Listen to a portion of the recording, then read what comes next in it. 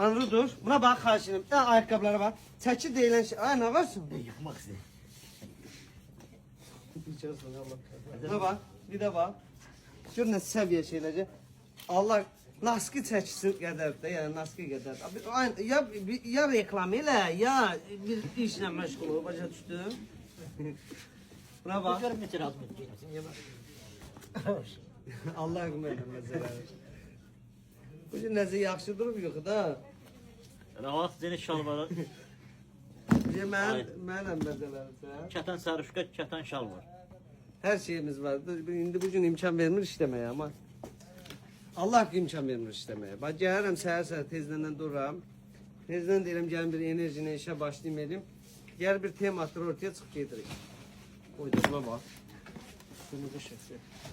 Yüp yüncüldür. Ha gələndə bunların çəkisine bakın. Çok yüncül. 40 manatdır bak bunlar. Sağ olun var olun.